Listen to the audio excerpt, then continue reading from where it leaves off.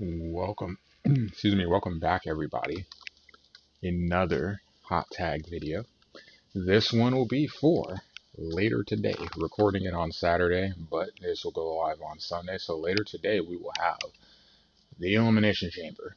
Hopefully the tournament doesn't go on forever, so I'll be able to watch. I'm excited. I hope you all are excited as well. The final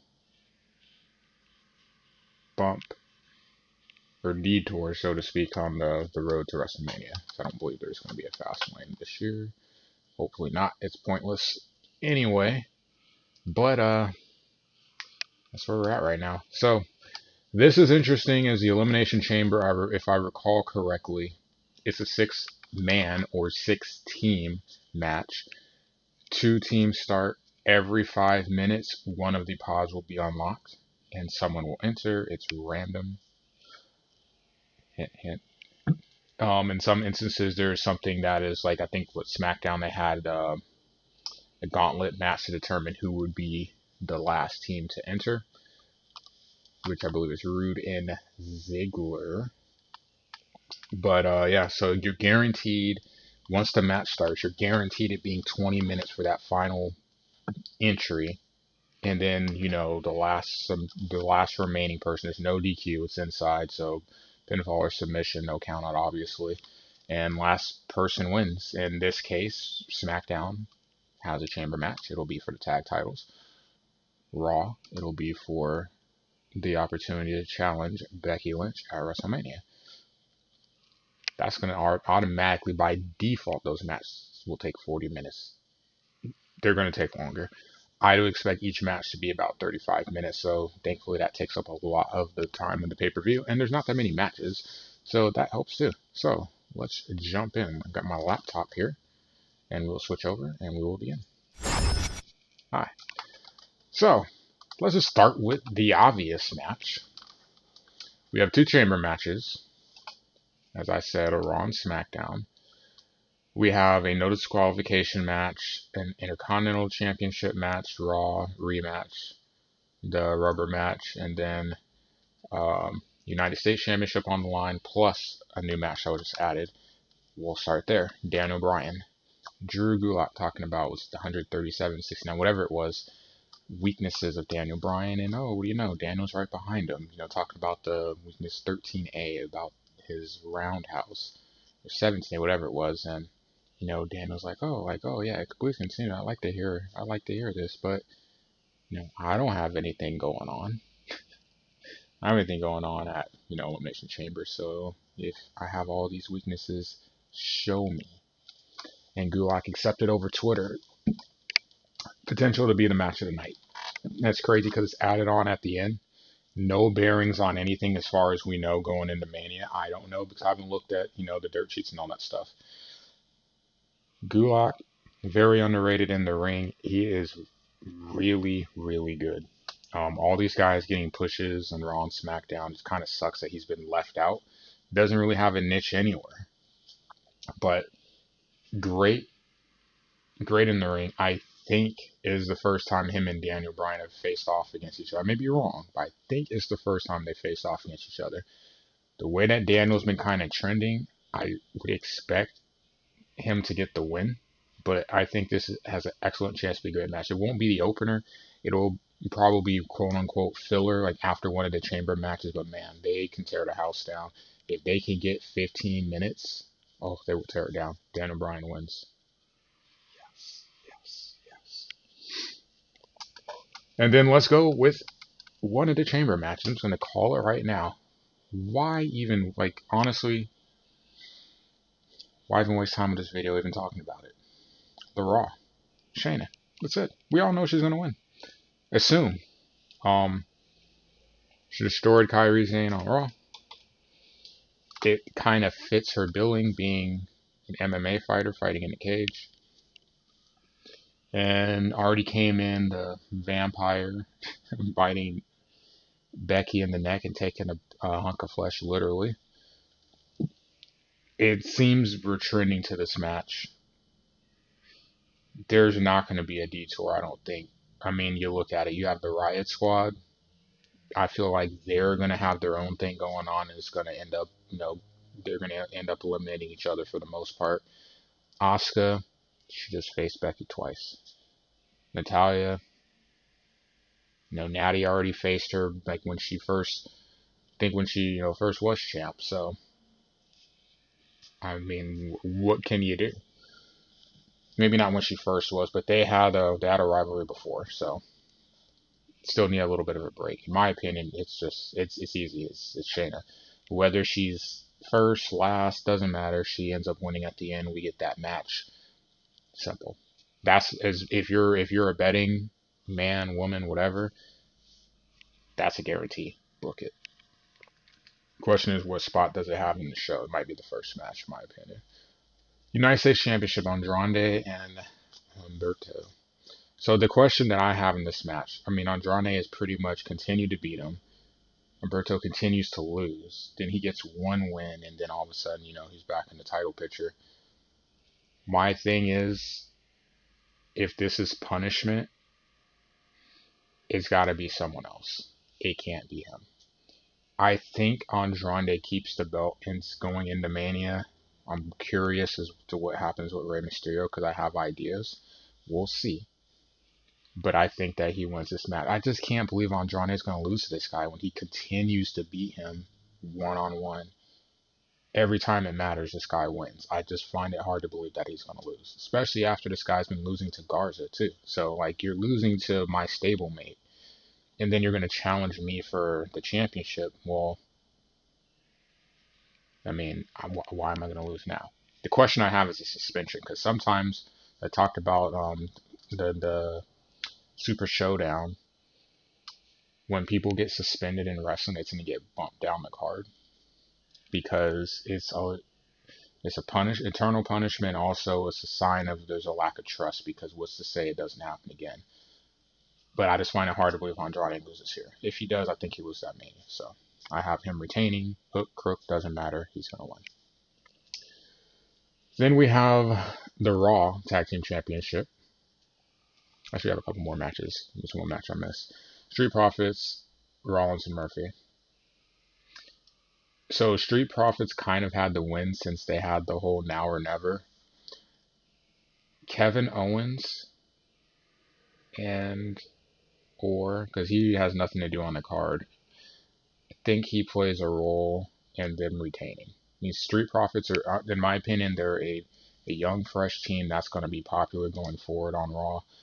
Seth doesn't need the tag title. Truly, Buddy doesn't either. But Seth did need some time to kind of lick his wounds. A heavy run in singles, being the Universal Champ or being in the Universal Championship picture gets him a little bit of a break being a tag team situation. I think they lose this match.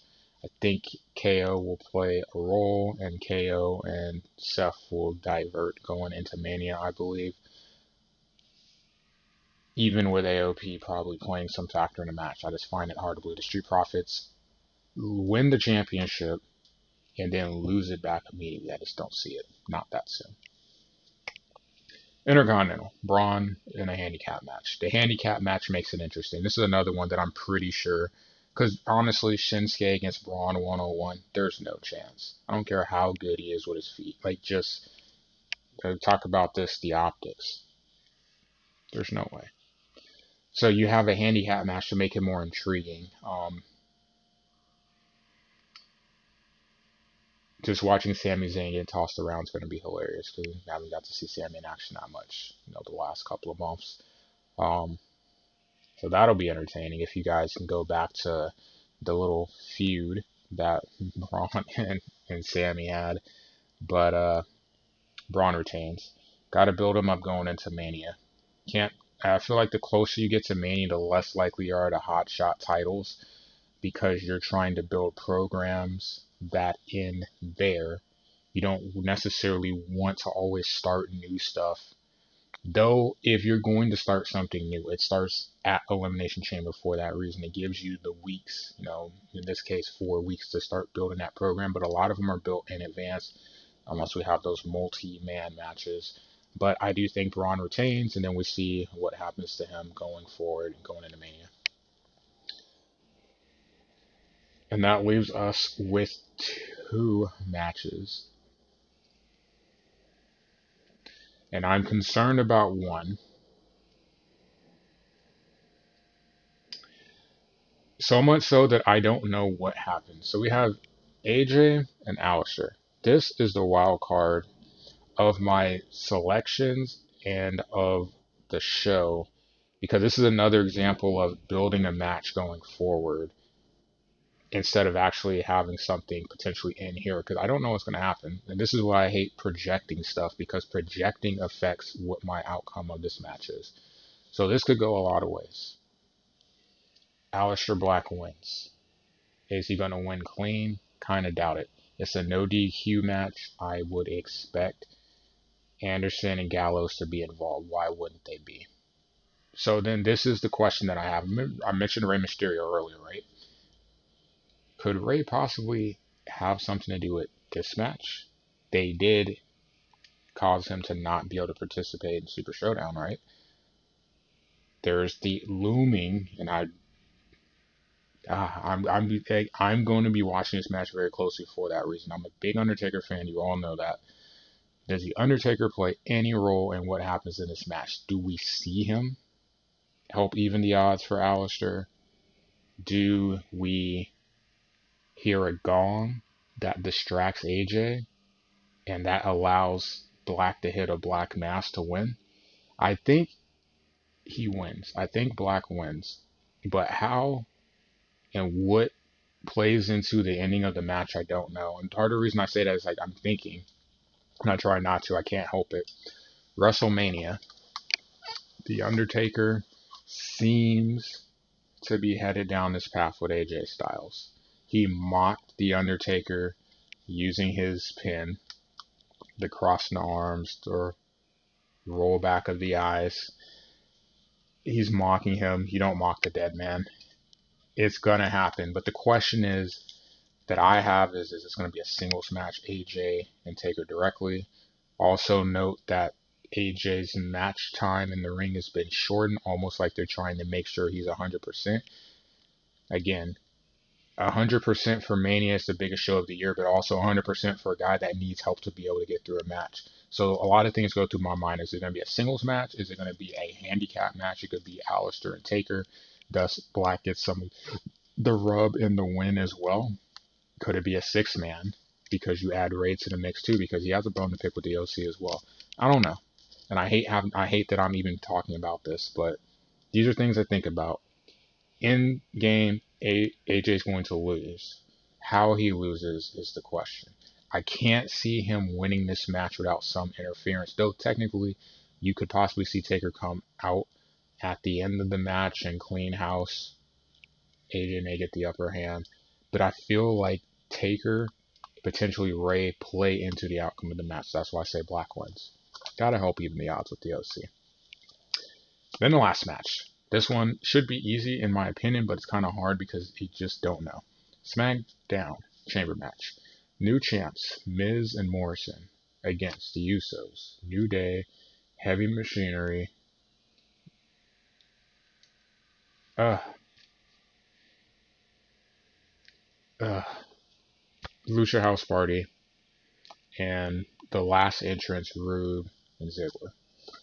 Rude and Ziggler, I feel like they'll last a decent amount of time in this match. They have to. They're the last ones in. I don't think it's going to be quick work for them. Ziggler works too well, making guys look good.